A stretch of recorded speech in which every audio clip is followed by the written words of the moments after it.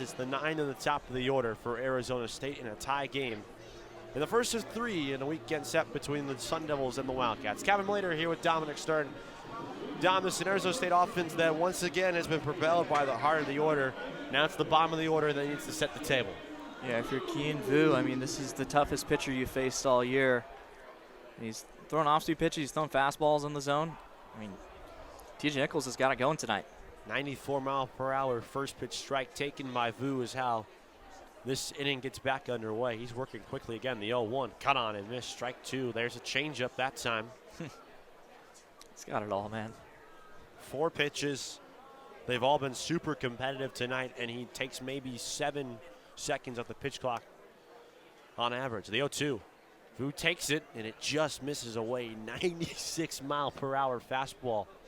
I mean, the change of velocity alone makes him just as dangerous as he does, but the movement he gets because of that spin rate you talked about. Yeah, he's a really effective pitcher. You can see why he was named to that preseason All-Pac-12 team. 1-2, and that one got Vu in the foot. It was that curveball that time that missed down and in. The second hit by pitch tonight in the same exact spot to a lefty on their front foot. That's exactly what the Sun Devils took advantage of in the first inning when Campos got hit by that curveball. Keishel followed it up with a home run. That's probably not going to happen right here, but for the Sun Devils, it's the only base runners you have thus far tonight on those hit by pitches. The only time you've got Nichols in the stretch has been by the hit by pitch. You're going to try and find a way to keep him uncomfortable. The top of the order, Wyatt Crenshaw digs in. He swings away at the first pitch and sends it in the air to left field. Going out is McClary, coming in is Davis. Davis calls off the shortstop and makes the grab for out number 1.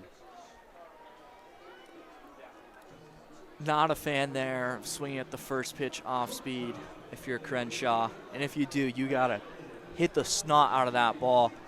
He gave Nichols a gift there by popping up there on the first pitch. And, you know, ball in play, ball in the air tonight. It's not going to be an easy out with the wind, but you need to put better contact on the ball on the first pitch. Nichols checks on the runner at first and diving in safely is Vu. Luke Hill now at the dish for ASU, batting from the right side as always. 0 for 1 on the day with a swinging strikeout back in the first. Nichols sets first base side of the rubber. Out of the stretch, he fires. There's the curveball. It misses down and away, 1-0.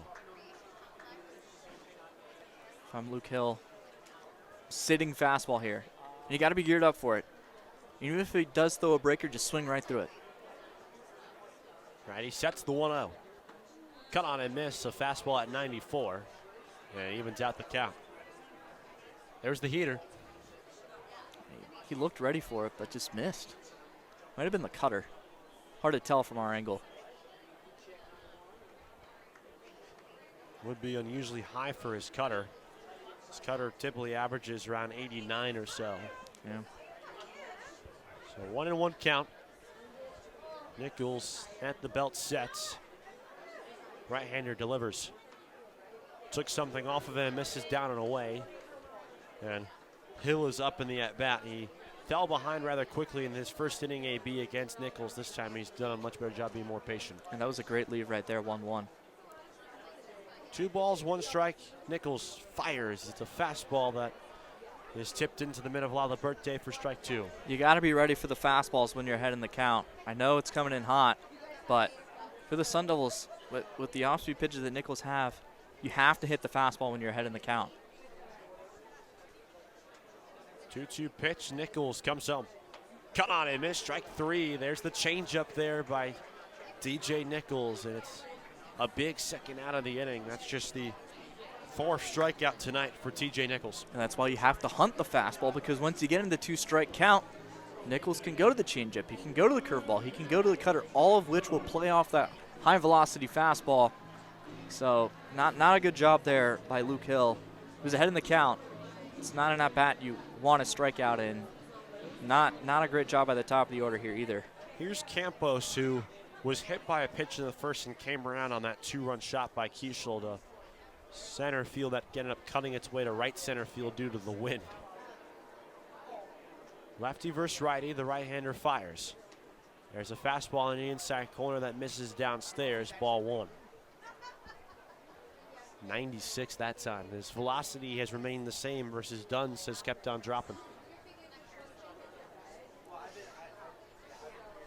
1-0.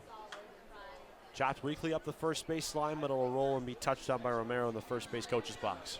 Another fastball when the Sun Devils are ahead in the count and they don't do anything with it. Campos was ready for it, he just missed it. So 2 outs, 1-1 count. And if you're a guy like Campos here, traditional starter, hard the order guy, you would think that he'd be sitting fastballs. The 1-1 comes in. He does sit fastball, lines that one down the right field line and into the corner. Rounding second hard is Vu. They will put the brakes on him at third base as that ball was relayed perfectly by the Wildcats. So second and third, a 2-out double there by Ryan Campos. He was sitting fastball after all. Yeah, did a great job of turning on it. You got to be ready for it. And it's exactly what you need to see here again from Keishel. I wouldn't be surprised if Nichols is going to pitch around him. He does have first base open. And Jacob Tobias on deck. For Ryan Campos, that's double number 5 this season. Keishel, who homered in his first at-bat, back in the bottom of the first. The first offering to him. He swings away and sends the ball to deep center field. Bingham going back at the track, at the wall. He leaps, and he did not get there. It's gone for a home run. Second homer of the game for Luke Keishel. Bingham faked out the entire crowd, including part of the umpiring crew, thinking he took away a homer. Instead, it's his second homer of the game, this time of the 3-run variety. That was incredibly climactic. Everyone was waiting to see if Mac Bingham had that ball or not. It's so fun here at these college baseball stadiums because there's no fans out there in the outfield, you know, out where they could see the ball go over the fence and they can scream because it went over. They could be shocked because it got robbed or vice versa, depending on whether it's the home team or the visiting team out there in center field.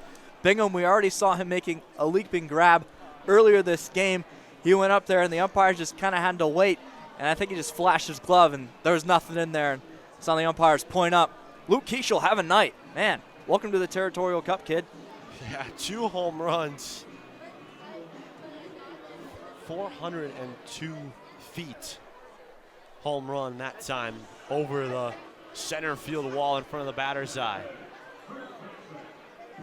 So 5-2, bottom 3. There's Tobias, who flied out to Bingham, who, by the way, Bingham took away extra bases from Tobias as well. The first offering from Nichols.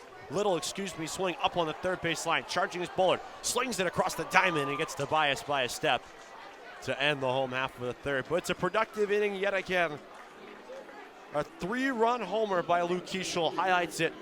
We're through 3 innings of play at Phoenix Muni. It's 5-2 Arizona State leading here on the Blaze Radio Game of the Week.